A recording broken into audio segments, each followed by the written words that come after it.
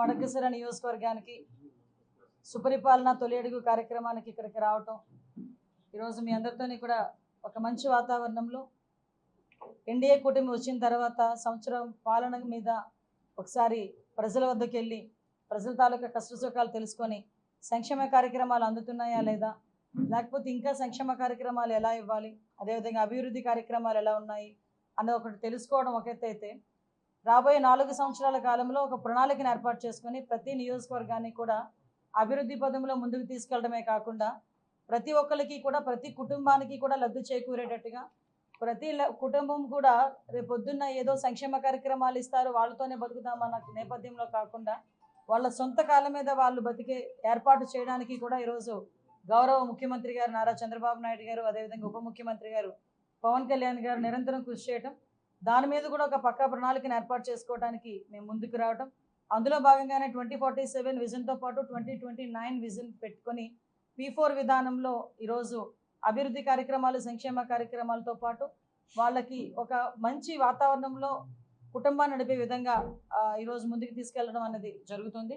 దీనిలో భాగంగానే మీ అందరికీ తెలుసు, లాస్ట్ 5 ఇయర్స్ వ్యవస్థలన్నీ కూడా నిర్వీర్యం అయిపోయినప్పటికీ కూడా, చతికిల పడిపోయిన ఆర్థిక వ్యవస్థ ఉన్నప్పటికీ కూడా ఇచ్చిన హామీలు నెరవేర్చే దిశగా ముందుకెళ్ళడం ఒక ఎత్తు అయితే, అట్ ద సేమ్ టైం అభివృద్ధిని కూడా ముందుకు తీసుకెళ్లాలనే దృక్పథంతో ఈరోజు అన్ని నియోజకవర్గాలు, అంటే ఏదో అమరావతిని డెవలప్ చేస్తున్నారు లేకపోతే వైజాగ్లోని కంపెనీలు వస్తున్నాయి అన్నది కాకుండా ఈరోజు రాయలసీమ మీద ప్రత్యేకంగా దృష్టి పెట్టి ఫస్ట్ ఆఫ్ ఆల్ రాయలసీమను కూడా అభివృద్ధి చేయాలి అని చెప్పి, ప్రతి ఒక్క సమన్యాయం చేయాలి అన్ని ప్రాంతాలని అని చెప్పి ఈరోజు గౌరవ ముఖ్యమంత్రి గారు కంకణం కట్టుకొని ఈరోజు కొన్ని ఫ్యాక్టరీస్ని కొన్ని పరిశ్రమల్ని ఇటువైపు తీసుకొచ్చే పరిస్థితి మీ అందరికీ తెలుసు.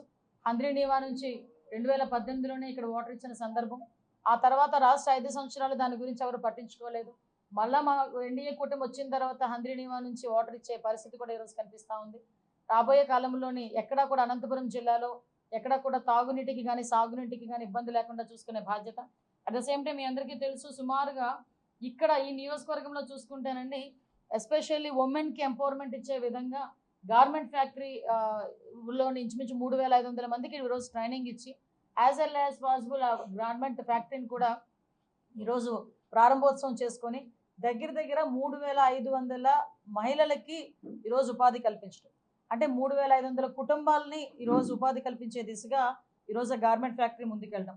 అదేవిధంగా మీ అందరికీ తెలుసు, సుమారుగా మడకశిర మండలంలోని 7,000 కోట్లతోని 2,000 మెగావాట్ల సోలార్ పార్క్కి ఈరోజు ఏర్పాట్లు చేయడానికి శ్రీకారం చుట్టింది. దీని మీద ల్యాండ్ ఎక్విజిషన్ కూడా జరుగుతుంది, ఆల్రెడీ గ్రామ సభలు కూడా జరుగుతున్నాయి. అది పూర్తయిన వెంటనే as well as possible solar park కూడా ఇక్కడ మనకి వచ్చే పరిస్థితి కనిపిస్తూ ఉంది. ఎస్పెషల్లీ ఇప్పుడు వరకు మేము అప్పుడు ఇచ్చిన నిరుద్యోగ భృతిని తీసేసడం పక్కన పెట్టి కనీసం లాస్ట్ 5 సంవత్సరాల్లో కనీసం ఒక్క జాబ్ మేళలో కూడా పెట్టకుండా మళ్ళీ జాబ్ క్యాలెండర్ అని చెప్పి సాక్షి క్యాలెండర్ని విడుదల చేసిన పరిస్థితి కూడా మీకు గుర్తు చేయాలి. ఈరోజు మేము వచ్చిన తర్వాత మేము మా టార్గెట్ గౌరవ లోకేష్ బాబు గారు యువగలం పాదయాత్రలో టార్గెట్ ఇచ్చిన 20 లక్షల ఉద్యోగాలకి కూడా ఈరోజు అనేక కంపెనీస్ ద్వారా కొన్ని వేల ఉద్యోగాలకి ఈరోజు మా చేతిలో ఉన్నా కూడా ఈరోజు గ్రామీణ యువతకి కూడా ఉపాధి కల్పించాలి, అది కూడా ఇమీడియట్గా ముందుకు రావాలనే ఉద్దేశంతో ప్రతి 3 మంత్స్కి ఒకసారి ప్రతి నియోజకవర్గంలోనే జాబ్ మేళ కన్ఫామ్గా చేస్తాం.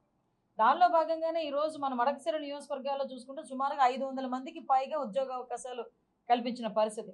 అంటే రెండోసారి కూడా మనం చేస్తారండి దగ్గర 20 కంపెనీలతోనే ఈరోజు కోలాబరేట్ అయ్యి ఈ 26ని ఇక్కడ జాబ్ మేళా కండక్ట్ చేయడానికి కూడా ఈరోజు సిద్ధపడుతున్నాం. ముఖ్యంగా ఒక ఇండోర్ స్టేడియం మనం ఏర్పాటు చేసుకోవడం కానీ, ఎస్పెషల్ డిఫెన్స్ పరిశ్రమ 2,700 కోట్లతోని ఏర్పాటు చేయడం.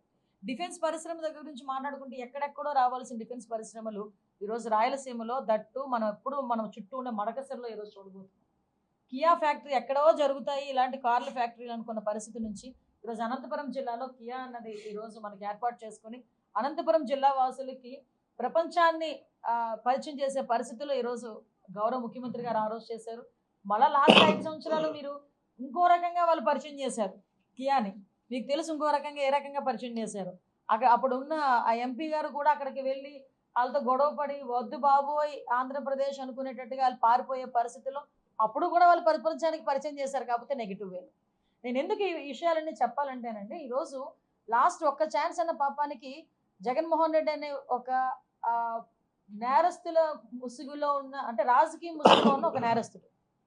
ఒకే ఒక కారణం, ఒక్క ఛాన్స్ అని చెప్పిన దానికి రాజకీయ ముసుగులో ఉన్న ఒక నేరస్తుడికి 5 సంవత్సరాలు పట్టం కడితే 20 సంవత్సరాలు వెనక్కి వెళ్ళిపోయిన పరిస్థితి కూడా మనకి కనిపించిన సందర్భం. దానిలో భాగంగానే వ్యవస్థలన్నీ నిర్వీర్యం అయిపోయినాయి. ఒక తాగునీరు లేదు, ఒక సాగునీరు లేదు, ఒక పరిశ్రమ లేదు. ఏమైనా అంటే నేను సంక్షేమ కార్యక్రమాలు ఇస్తానని చెప్పి అరకొర సంక్షేమ కార్యక్రమాలు ఇవ్వటం మెయిన్ ఎజెండాగా వ్యక్తిగతంగా కేసులు పెట్టే పరిస్థితి, వాళ్ళ మీద కక్ష సాధింపు చేసే పరిస్థితి, అంటే ఓవరాల్గా టార్గెటెడ్గా కొంతమందిని పెట్టే పరిస్థితులు కనిపించింది. ఈ రోజు మేము వచ్చాం, ఈరోజు మడకసిరిలో ఇందాక తమ్ముడిని అడిగా, అమ్మ ఇక్కడ అన్నా క్యాంటీన్ ఉందా అని. అమ్మ లాస్ట్ 5 సంవత్సరాలు మూసారు, మళ్ళీ మనం వచ్చిన తర్వాత తెలిసాము ఇది మున్సిపాలిటీ ఉంది, మున్సిపాలిటీలో కంపల్సరీగా అన్నా క్యాంటీన్ నడుస్తుంది. ఏమంటే 5 రూపాయలకి భోజనం పెట్టడానికి ఏంటండి, ఎవరు మన జేబులో డబ్బులు ఇస్తున్నామా ఎవరైనా? గవర్నమెంట్ మనకి పేదవాడికి 3 పూట్ల భోజనం పెట్టాలి, తక్కువకి మంచి నాణ్యమైన భోజనం పెట్టాలని అన్నా క్యాంటీన్ పెడితే, అన్నా క్యాంటీన్లో నీకు ఇష్టం లేకపోతే, అన్నాన్ని ఇష్టం లేకపోతే రాజన్నాన్ని పెట్టుకో, అంతేగాని మొత్తానికి మూసేసి అది ఎందుకు శిథిలావస్థకు చేరుకునే పరిస్థితి తీసుకొచ్చావు. ఈరోజు గవర్నమెంట్ వచ్చింది, తిరిగి మేము ఇస్తున్నాం, అన్నా క్యాంటీన్ ఏర్పాటు చేసుకున్నాం. ఇక్కడే కాదు, రూరల్ ఏరియాలో కూడా ప్రతి ఒక్క నియోజకవర్గంలోని కూడా ఒక అన్నా క్యాంటీన్ ఉండాలని రూరల్ ఏరియాలో కూడా ఇచ్చున్నాం ఈరోజు. అదేవిధంగా మీ అందరికీ తెలుసు, 2,000 రూపాయల నుంచి 3,000 రూపాయలు పెన్షన్ చేయడానికి 5 సంవత్సరాలు పట్టింది, పెంచుకుంటూ పోతానన్నాడు. సాగొట్టాడు, ఇక్కడ నుంచి అటు శ్రీకాకుళం మొదలు పెడితే రాయలసీమ వరకు వచ్చినట్టుగా మాట్లాడాడు. అంటే 200 అందరిని అడిగా, నేను ఎంతయ్యా పట్టింది 2,000 రూపాయల నుంచి 3,000 రూపాయలు పడ్డానికి అంటే 5 సంవత్సరాలు పట్టిందండి అన్నారు. అదే చంద్రబాబు నాయుడు గారు 3,000 రూపాయల నుంచి 4,000 రూపాయలు చేస్తానంటాం, అది ఇమీడియట్గా చేయడమే కాకుండా 1 నెల ముందు నుంచి ఇచ్చి ఫస్ట్ నెలలో 7,000 రూపాయలు పెన్షన్ ఇచ్చిన పరిస్థితి. అంటే సంక్షేమ కార్యక్రమాల గురించి మేము మాట్లాడుతూ ఉంటే వాళ్ళేమో ఎక్కడో కూర్చొని, ఒకళ్ళేమో ఏదో ఒకళ్ళు బెంగళూరులో కూర్చుంటారు, ఒకళ్ళు చెన్నైలో కూర్చుంటారు, ఒకడు హైదరాబాద్లో కూర్చుంటారు, వీడియోలు రిలీజ్ చేస్తారు. చంద్రబాబు నాయుడు ఇంకా సంక్షేమ కార్యక్రమాలు ఇవ్వలేదు, చంద్రబాబు నాయుడు ఇంకా సంక్షేమ కార్యక్రమాలు ఇవ్వలేదు. అసలు మీరు ఇచ్చిన సంక్షేమ కార్యక్రమాలు ఎప్పుడు ఇచ్చారు, ఎంతమందికి ఇచ్చారు, ఏం చెప్పారు, ఆ చర్చకు మేము కూడా సిద్ధంగానే ఉన్నాం. ఈరోజు తల్లికి వందనం ఇస్తున్నామంటే ఆ రోజు అందరూ ఎంతమంది పిల్లలు ఉంటే అంతమందికి ఇస్తానని చెప్పాం. ఈరోజు ఎంతమంది పిల్లలు ఉంటే అంతమందికి ఇస్తున్నాం. ఆఖరికి ఎంత హ్యాపీ మూమెంట్ అంటే నిన్న ఎక్కడో చూశాను, ఒక ఆమె ఏమో పర్వాలేదు ఐ కెన్ కాబట్టి నేను ఆ స్కూల్కి డొనేట్ చేస్తానని చెప్పేసి తిరిగి తీసుకొచ్చి ఇచ్చిన పరిస్థితులు కూడా కనిపించింది. అంటే ఒక అవేర్నెస్ క్రియేట్ చేసాం, ఒక సోషల్ రెస్పాన్సిబిలిటీని క్రియేట్ చేస్తున్నాం. ఈరోజు గ్రామాల్లోని పాఠశాలలోకి వెళ్తే పిల్లలు ఎంత హ్యాపీగా ఉన్నారో తెలుసా అండి. నేను యాజ్ అ టీచర్, నేను కూడా టీచర్ని ఇంతకుముందు రాజకీయాలకు రాకముందు. ఆ పిల్లల తాలూకా పరిస్థితి చూసి బాధ అనిపించేది. కానీ ఈరోజు పరిస్థితి ఏంటంటే ఒక కాన్వెంట్లకి ధీటుగా, ప్రైవేట్ పాఠశాలకి ధీటుగా వాళ్ళ స్కూల్ డ్రెస్ కానీ, వాళ్ళ school bag, at the same time వాళ్ళ స్కూల్ బుక్స్, సన్నబియ్యంతో భోజనం. ఒకనొక టైంలో సన్నబియ్యం పెడతానన్నామంటే ఏం మాట్లాడారో నీకు తెలుసు. అంటే కొంచెం నేను కూడా ఒక గీత గీసుకొని మాట్లాడాల్సి వస్తుంది నేనున్న పొజిషన్కి కూడా. కానీ మాకున్న రెస్పాన్సిబిలిటీ బట్టి మేము ఆ రోజు చెప్పాం, మేమేమి సన్నబియ్యంతో భోజనం పెడతామని మేము ఎప్పుడు చెప్పలే. కానీ పిల్లలకి ఆరోగ్యం దృష్ట్యా పిల్లలు మంచిగా భోజనం చేయాలని హాస్టల్స్లోని అన్నింటిలోని కూడా ఫైన్ రైస్తో భోజనం పెట్టి వాళ్ళందరికీ కూడా ఆరోగ్యపరమైన ఎటువంటి ఇబ్బందులు రాకుండా చూసుకునే బాధ్యత కూడా మేము తీసుకుంటున్నాం. ఎక్కడైనా అరాకొర మాకు తెలిసిన సందర్భాల్లో కూడా, ఏదైనా చిన్న చిన్న ఇష్యూస్ తెలిసిన సందర్భంలో కూడా ఇమీడియట్గా రెస్పాండ్ అయ్యి వాటి మీద కూడా చర్యలు తీసుకుంటున్నాం. అంటే ఒక పక్క విద్యా వ్యవస్థ, ఒక పక్క పరిశ్రమలు. ఈరోజు నా కాన్షియన్సీ ఉందండి, ఆర్సెల్మెటల్ 1,00,00,000 కోట్ల రూపాయలతో ఒక స్టీల్ ఫ్యాక్టరీ ఈరోజు తక్కువ కాదే. అది కూడా ఎలాంటి సిచ్యువేషన్లో అంటే వాళ్ళకున్న బిజీ షెడ్యూల్లో బతిమాలి లిటరల్లీ ఒక వీడియో కాన్ఫరెన్స్లో కూర్చొని అది ఓకే చేసిన పరిస్థితిని కూడా నేను చెప్పాలి. ఈ సందర్భంగా లోకేష్ బాబు గారు ఎఫర్ట్ కూడా చెప్పాలి. ఎందుకంటే చాలామంది ఏదేదో మాట్లాడుతుంటారు బయటకు వచ్చి, అలాగా ఇలాగా అని చెప్పి. లోకేష్ బాబు గారికి ఒకరితో తిట్టించమని, ఒకరితో కొట్టించమని ఫోన్ చేసే తత్వం కాదు. లోకేష్ బాబు గారు ఏదైనా ఫోన్లో మాట్లాడారంటే ఆ ఊరికి ఏ పని పరిశ్రమలు వస్తున్నాయి, ఎన్ని ఉద్యోగాలు వస్తున్నాయి, అక్కడ విద్యా వ్యవస్థ ఎలా ఉంది, అక్కడ స్కూల్స్ ఎలా ఉన్నాయి.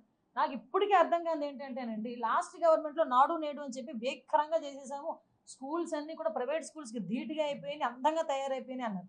నేను ఎమ్మెల్యే అయిన తర్వాత, మంత్రి అయిన తర్వాత మేమందరం కూడా స్కూల్కి వెళ్తూ ఉంటే మాకు హెచ్ఎంస్ రిప్రజెంటేషన్స్ ఇస్తున్నారు.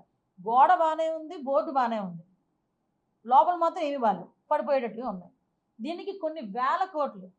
నిజంగా కనుక రేపు పొద్దున్న అన్నీ కనుక మేము పెట్టుకొని దాని మీద నాడు నేడు మీద కనుక ఎంక్వైరీ చేస్తే ఎంతమంది బయటకు వస్తారో చూడాలి.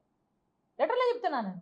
ఎందుకంటే నా నియోజకవర్గంలో స్కూల్స్కి చాలామంది, నేను జిల్లాకి వెళ్ళిన, ఏ జిల్లాకి వెళ్ళినా, ఈవెన్ విజయనగరం ఇన్ఛార్జ్ మినిస్టర్కి వెళ్తే అక్కడికి స్కూల్స్ మాకు కావాలి, ప్రహారీ గోడలు లేవు, కొన్ని చోట్లేమో స్కూల్స్ పెచ్చులు రాలిపి పడిపోతున్నాయి.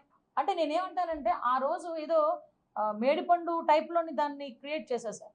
అంటే లోపల అసలు బయటకు ఎంత అందంగా కనిపించినాయో. నేను ఒక్కోసారి రోడ్డు మీద వెళ్తుంటే అబ్బాయి స్కూల్స్ ఎలా చేశారా అని అనుకున్నా. అఫ్కోర్స్ అది సెంట్రల్ గవర్నమెంట్ ఫండ్ అని తెలుసు నాకు కూడా. సెంట్రల్ గవర్నమెంట్ ఫండ్ని కూడా ప్రాపర్ వేలో యూజ్ చేయకుండా ఏదో పైన పటారం లోన లొటారం ఏదో అంటారు కదా, ఆ టైప్లో తీసుకొచ్చారు. లోపల అసలు ఇప్పటికీ కూడా అంటే నేనేమంటున్నానంటే, ఇప్పుడు మా బాధ్యత ఉంది. లాస్ట్ గవర్నమెంట్ ఆల్రెడీ వెళ్ళిపోయి జనాలు ఇంటికి పంపించి ఇంచుమించు 11 మందితో ఇంటికి పంపించారు.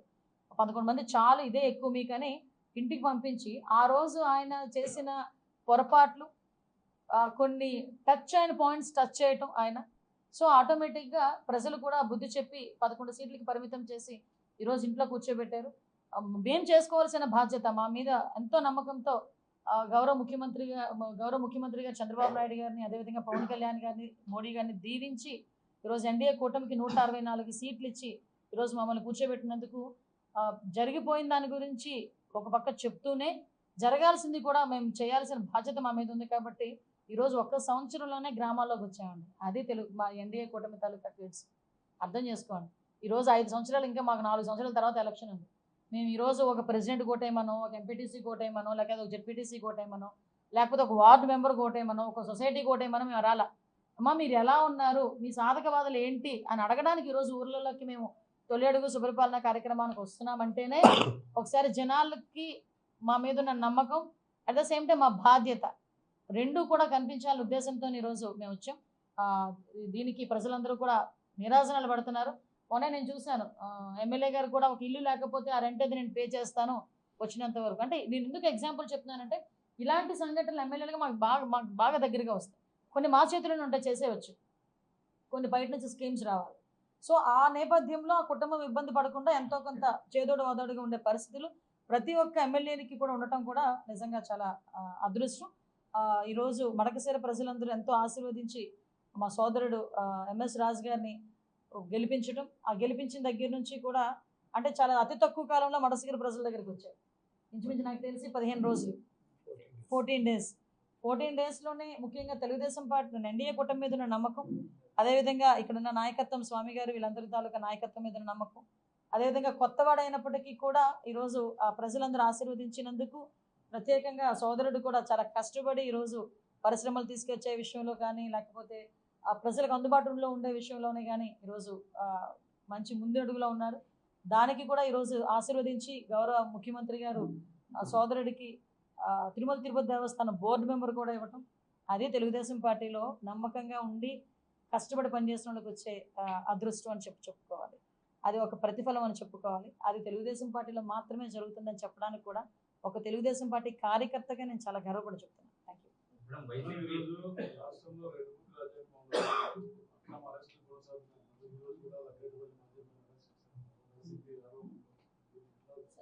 దేవుడి దేవల మీరు ఆరోపణలు అన్నారు, సంతోషం అండి. ఏమంటే ఒక విషయం చెప్పను, ఆరోపణలు అనే వాళ్ళు బాగానే చేస్తారు. ఇప్పుడు అక్రమ అరెస్ట్ అన్నదానికి మా దగ్గర ఎక్కడ స్కోప్ లేదండి. వితౌట్ ఎనీ ఎవిడెన్స్ ఎవరిని అరెస్ట్ చేయలేదు. కానీ లాస్ట్ గవర్నమెంట్లో అది జరిగింది. ఇప్పుడు ఫర్ ఎగ్జాంపుల్ నేనే ఉన్నా, నేను రాజు పులివెందుల్లో ఒక నాగమ్మ అని ఒక ఆవిడని హత్య చేస్తే, బ్రూటల్గా హత్య చేస్తే మేము వెళ్ళాము. మేము వెళ్ళి చేసిన తప్పేంటి, మేము అక్కడికి వెళ్ళి కనీసం మమ్మల్ని ఎక్కడికి పోనివ్వలే. మేము వెళ్ళి డిఎస్పీకి రిప్రజెంటేషన్ ఇచ్చి వచ్చినాం. డిఎస్పీకి రిప్రజెంటేషన్ ఇచ్చి వస్తే మా ఇద్దరి మీద అట్రాసిటీ కేసు పెట్టారు. అది అక్రమ కేసు. రైట్. సో చాలామంది ఒక సోషల్ మీడియాలో ఒక పోస్ట్ని ఫార్వర్డ్ చేసినందుకు, ఒక వచ్చిన పోస్ట్ని రీట్వీట్ చేసినందుకు, ఫార్వర్డ్ చేసినందుకు ఒక కేసు పెట్టారు. అది అక్రమ కేసు. అంటే ఒకవేళ ఏదైనా నువ్వు తల్లికి అప్పుడేంటి అమ్మఒడి ఒకరికి ఇస్తానంటే, ఇద్దరికి ఇస్తానంటివి ఒకరికే ఇచ్చేవేంటి అని చెప్పి ఒక సోషల్ మీడియాలో ఒక పోస్ట్ పెట్టినందుకు దాన్ని అర్ధరాత్రులు ఇంట్లోకి దూగి లైట్లు పగలగొట్టి ఏదో డెకాయిట్ని తీసుకెళ్ళడం అదే అక్రమ అరెస్ట్. అర్థమైందా? అసలు సంబంధమే లేని ఇష్యూలో ముఖ్యమంత్రి అన్ని సంవత్సరాలు ముఖ్యమంత్రి చేసిన వ్యక్తిని, ప్రతిపక్ష హోదా కలిగిన వ్యక్తిని 53 రోజులు మీరు అక్రమంగా అరెస్ట్ చేసి జైల్లో పెట్టారు. అదే అక్రమ అరెస్టులు అంటే. ఈరోజు సాధారణంగా జగన్మోహన్ రెడ్డి ఊర్లోకి వస్తున్నాడంటేనే షాపులన్నీ మూయించేసి మా ఇంట్ల దగ్గర హౌస్ అరెస్టులు చేసి మమ్మల్ని కూడా రోడ్డు మీదకి రానివ్వకుండా చేశారు. అవి అక్రమ అరెస్టులు అంటే. ఇవి కాదు అక్రమ అరెస్టులు అంటే. ఇది సక్రమంగా జరుగుతున్న ప్రక్రియ. ఇది దానం కేసు కావచ్చు, ఆ తర్వాత అటవీ భూముల ఆక్రమణ ఇల్లు కట్టారు, అనే కేసులు కావచ్చు, ఇవన్నీ కూడా ఆధారాలు దొరక చేతులు ఎత్తుకొస్తారు. ఇప్పుడు మిథున్ రెడ్డి పెట్టిన లిక్కర్ స్కామ్ కేసు కూడా ఆధారాలు మీరు ఇంకెవరి గురించి అయినా అడగండి, ఆవిడ గురించి అడిగి నా స్థాయిని ఎందుకు దిగజారుస్తారు?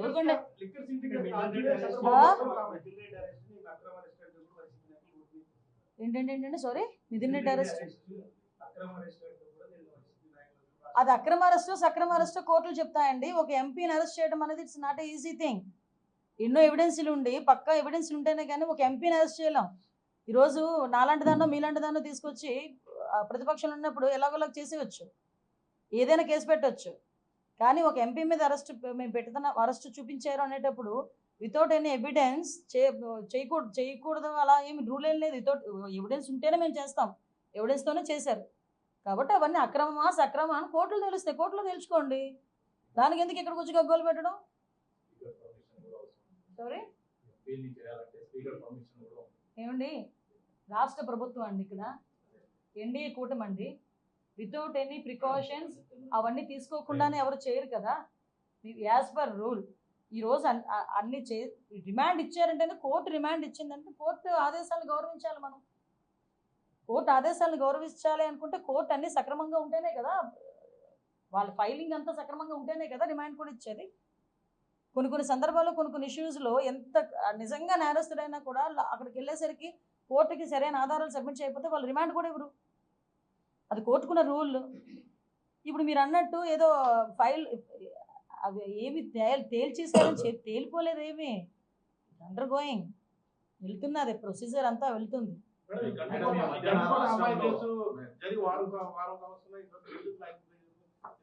లేదు అది కొంచెం యాక్చువల్గా దాని మీద ఇమీడియట్గా ఆ రోజు వెంటనే ఎవరైతే అబ్బాయి ఉన్నాడో అది కొంచెం మిస్టీరియస్గానే ఉంది. బట్ జస్ట్ ఒక 2 days మా పని మేము చేసుకుంటున్నాం, ఎక్కువ మాట్లాడకూడదు దాని గురించి. అంత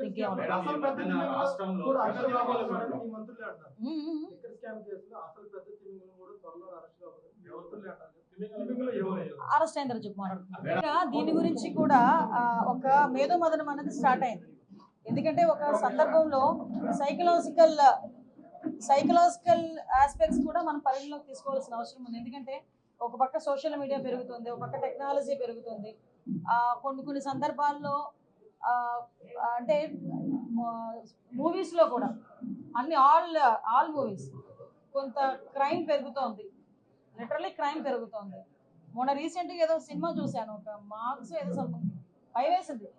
అంటే కొన్ని సందర్భాల్లో ఆ హింసను ప్రేరేపించే విధంగా మూవీస్ కానీ సీరియల్స్ కానీ ఇలాంటివన్నీ ఉన్న నేపథ్యాల్లో సంథింగ్ అక్కడ ఒక సైకలాజికల్ ఆస్పెక్ట్ని కూడా మనం కూడా పరిగణలోకి తీసుకోవాలి. దీని మీద కూడా చిన్న మేధోమథనం జరుగుతుందండి, ఒక రీసెర్చ్ జరుగుతుంది. మనం దాని మీద కూడా స్టాప్ చేయాల్సిన బాధ్యత ఉంది.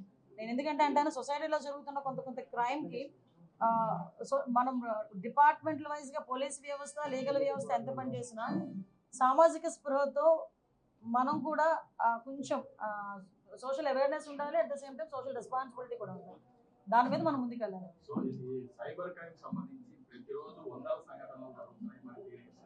మీరు లేదండి, already cyber crime police stations ఇప్పటికి ప్రస్తుతానికి ఒక 3 సైబర్ క్రైమ్ పోలీస్ స్టేషన్స్తో మనం నడిపిస్తున్నాం. కానీ ఇప్పుడు జిల్లాకు ఒక సైబర్ క్రైమ్ పోలీస్ స్టేషన్ ఇవ్వడానికి కూడా గౌరవ ముఖ్యమంత్రి గారు దీని మీద ఆదేశాలు ఇవ్వడం జరిగింది. దాని మీద వర్క్ జరుగుతుంది. అట్ ద సేమ్ టైం మీ అందరికీ తెలుసు, ఈరోజు సీసీ కెమెరాలు కూడా 1,00,000 సీసీ కెమెరాలు ఈరోజు ధ్యేయంగా మేము పట్టుకున్నాం. అట్ ద సేమ్ టైం ప్రతి నియోజకవర్గంలోని కూడా ప్రతి గ్రామంలోనే సీసీ కెమెరాలు ఏర్పాటు చేయడానికి సిద్ధపడుతున్నాం. ప్రతి పోలీస్ స్టేషన్కి ఒక 2 డ్రోన్స్ ఇచ్చే పరిస్థితుల్లో కూడా కనిపిస్తాం. ఎక్కడైనా ఒక మాస్ గ్యాదరింగ్ జరుగుతుంది అంటే మా పోలీసింగ్ కూడా ఎలా జరుగుతుందంటే విత్ డ్రోన్ జరిగే పరిస్థితి కూడా కనిపిస్తాం. సో ఇప్పుడు కొన్ని ఏరియాస్లో డ్రోన్స్ కూడా 8.5 lakh 9 lakh వరకు ఉన్నాయి, అయినా కూడా ఇన్వెస్ట్ చేస్తాం. అది విత్ సైరన్ విత్ మైక్తో పాటు ఆ డ్రోన్ వెళ్తుంది అనమాట. అరౌండ్ 5 kilometers రేడియస్లో తిరుగుతూ ఉంటాం. సో టెక్నాలజీని యూజ్ చేసుకుంటున్నాం. సైబర్ క్రైమ్ తగ్గాలి. మీకు తెలుసు పోక్సో కేసెస్లో కూడా మ్యాక్సిమం కన్విక్షన్ అతి తొందరగా తీసుకురావడానికి మేము ప్రయత్నం చేయడమే కాదు, చాలా కేసుల్లో మేము సక్సెస్ అయ్యాం. గాంజా లాంటి వాటి మీద కూడా ఉక్కుపాదం మోపడానికి ఈగల్ని ఎస్టాబ్లిష్ చేసాం. ఈగల్ ద్వారా కల్టివేషన్ అయితే మేము ఎంతో కొంత అరికట్టగలిగాం, గాంజా కల్టివేషన్ని. ఈ ట్రాన్స్పోర్టేషన్ అన్న దాని మీద కూడా ప్రత్యేకమైన దృష్టి పెట్టాం. దీనిలోని ఈవెందో మీకు ఒక విషయం చెప్పాలి, స్కూల్స్లో కూడా సేఫ్ క్యాంపస్ అని చెప్పి ఒక ప్రోగ్రామ్ పెట్టుకొని స్కూల్స్లో కూడా ఈ గాంజాయి వాడకం కనుక ఎక్కడైనా ఉంది అంటే ప్రైవేట్ స్కూల్స్ అయితే ప్రైవేట్ స్కూల్స్, గవర్నమెంట్ స్కూల్స్ అయితే గవర్నమెంట్ స్కూల్ యాజమాన్యాలని కూడా మేము ట్రిగర్ చేసే విధంగా, ఫిక్స్ చేసే విధంగా మేము అంత చర్యలు తీసుకుంటాం. ఇంతకుముందు మీకు తెలుసు ఒక యాంటీ ర్యాగింగ్ యాక్ట్ వచ్చేది. సో ఇంచుమించుగా అదే రేంజ్లో ఈ గాంజా కన్సంప్షన్ ఎక్కడైనా ఉంది అనుకునేటప్పుడు మాకు దొరికితే ఎన్డీపీఎస్లో డెఫినెట్గా స్కూల్స్ మీద కూడా యాక్షన్ తీసుకునే పరిస్థితుల వరకు మేము తీసుకెళ్లే పరిస్థితి ఉంది. పోలీస్ స్టేషన్లకు అంటే జరుగుతున్న క్రైమ్ రేట్, పెరిగిన crime rate, cyber crime rate అయినట్లుగా బడ్జెట్ లేదు పోలీస్ స్టేషన్ ఇన్వెస్టిగేట్ చేయడానికి ఇబ్బంది పడుతున్నారని చెప్తున్నారు. మరి ఏమన్నా బడ్జెట్ కాదండి, లాస్ట్ 5 years సెంట్రల్ గవర్నమెంట్ నుంచి వచ్చే 60% ఇవ్వడానికి, ఇటువైపు నుంచి వచ్చే స్టేట్ గవర్నమెంట్ నుంచి వచ్చే 40% రిలీజ్ చేయడానికి కూడా వాళ్ళ చేతులు రాలే. మీరు నమ్ముతారా? సీసీటీవీ కెమెరాస్ మెయింటెనెన్స్కి ఎంత అనుకుంటున్నారు వాళ్ళు ఇవ్వాల్సిన డబ్బులు? కేవలం 2 కోట్ల రూపాయలు. 2 కోట్ల రూపాయలు అంటే ఒక CC camera equal to 100 eyes. అలాంటిది సీసీ కెమెరాల మెయింటెనెన్స్కి 2 కోట్ల రూపాయలు కూడా ఆ రోజుల్లో మెయింటెనెన్స్ డబ్బులు ఇవ్వకపోతే మరి ఇంక వాళ్ళు పోలీస్ వ్యవస్థను ఏం చేశారో ఆలోచించండి. అంటే పోలీస్ వ్యవస్థ అంటే అరెస్టులు, అక్రమ అరెస్టులు చేయడానికో లేకపోతే ఇళ్ళ దగ్గర తీసుకొచ్చి హౌస్ అరెస్టులు చేయడానికో కాదు కదా. వాళ్ళకి ఇవ్వాల్సిన ఫెసిలిటీస్ వాళ్ళకి ఇవ్వాలి, అప్పుడు ఇన్వెస్టిగేషన్కి ఈజీ అవుతుంది. కానీ ఫింగర్ ప్రింట్ అథెంటికేషన్ సిస్టమ్ అంతా నాశనం చేశారు. దానికి మెయింటెనెన్స్ లేదు, కెమెరాస్ లేవు, సీసీ కెమెరాస్ లేవు, ఒక సైబర్కి సంబంధించిన ఎటువంటి టెక్నాలజీ లేదు. లిటరల్లీ ఏం చేశారంటే, నేను చాలా సందర్భాలు అంటే అస్త్ర సన్యాసం అయిపోయింది మా పోలీసుల డిపార్ట్మెంట్ పరిస్థితి.